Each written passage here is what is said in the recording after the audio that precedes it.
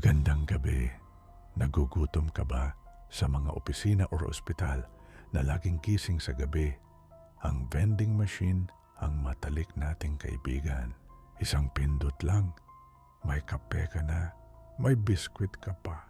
Pero naranasan mo na bang lumapit sa isang makina na hindi lang barya ang tinatanggap?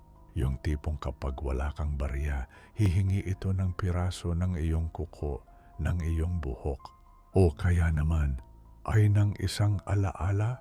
Maupo ka muna, huwag kang magmadali. Dahil ang kwentong ito ay tungkol kay Leo. At sa meriendang hindi nababayaran ng pera. Pakinggan mo ang kwento ng vending machine sa Silong. Si Leo ay isang night shift janitor sa isang lumang mall sa Maynila. Isang gabi, habang naglilinis siya sa pinakailalim na palapag o ang basement, napansin niya ang isang vending machine sa dulo ng isang pasilyong hindi na ginagamit. Ang makina ay gawa sa kalawangin na bakal, pero ang mga ilaw nito ay matingkad na pula at lila. Gutom na gutom si Leo pero wala siyang dalang barya. Lalampasan na sana niya ang makina nang biglang lumiwanag ang screen nito. Imbes na presyo, may mensaheng lumitaw. Gutom ka ba? Libre ang unang subo. Kapalit, isang masayang alaala. Inisip ni Leo na baka ito ay isang makabagong pakulo o kaya ay may nanloloko lang sa kanya. Dahil sa kuryosidad, pinindot niya ang button para sa isang chocolate bar. Biglang may naramdaman siyang parang kuryente na dumaan sa kanyang sentido.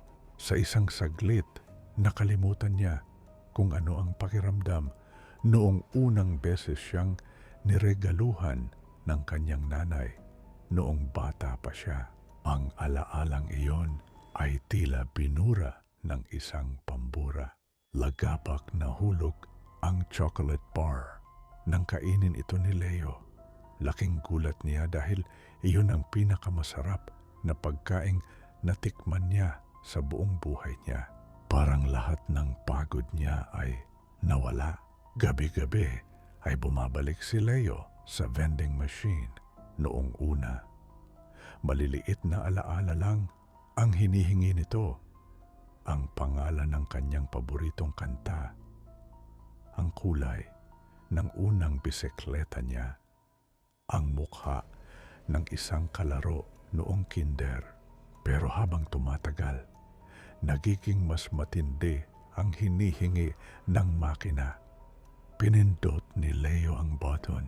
Sa isang iglap, hindi na niya matandaan kung ano ang tunog ng boses ni Mina, ang babaeng papakasalan niya. Kahit anong pilit niya, blanko ang kanyang isip. Pero ang kapalit nito ay isang napakagandang relo na lumabas sa dispensing slot. Isang relong matagal na niyang pinapangarap. Naging adik si Leo. Naging mas marangya ang kanyang buhay dahil sa mga swerte na lumalabas sa makina. Pero unti-unti, naging blanko ang kanyang pagkatao. Hindi na siya tumatawa. Hindi na siya umiiyak.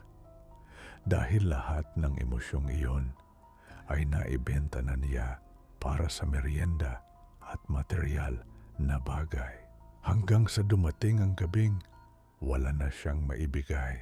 Tumayo si Leo sa harap ng makina, gutom at nanghihina. Ang screen ay nag-flash ng pulang-pula. Out of stock.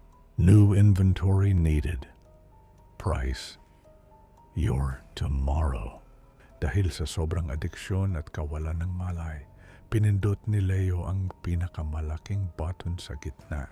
Sa pagkakataong ito, hindi barya ang nahulog. Sa halip, ang pinto ng vending machine ay bumukas ng kusa. Hindi maliit na slot, kundi ang buong harapan nito. Isang itim na anino ang humila. Kay Leo papasok sa loob ng makina. Narinig niya ang tunog ng mga bakal na nagtatali sa kanyang mga kamay at paa. Nararamdaman niya ang malamig na kuryente na humihigop sa kanyang buong pagkatao. Kinabukasan natagpuan ng ibang janitor ang vending machine. May bago itong produkto. Isang lata ng juice na may label na Essence of Leo. Ang picture sa lata ay ang mukha ni Leo na huling-huli ang hitsura ng matinding takot sa kanyang mga mata. Isang bagong empleyado ang lumapit sa makina. Wala siyang barya. Tumingin siya sa screen at nabasa ang mensahe. Libre ang unang subo, kapalit. Isang lihim na ikinahihiya mo. Habang umiikot ang spiral sa loob ng makina para ilabas ang juice ni Leo, isang mahinang kaloskas ang narinig mula sa loob ng bakal. Isang bulong na nagsasabing, "Huwag mong pipindutin. Huwag mong pipindutin." Pero huli na ang lahat. Nahulog na ang lata. Ang vending machine ay hindi kailanman nauubusan ng stock dahil ang mga customer nito ang nagiging susunod na produkto.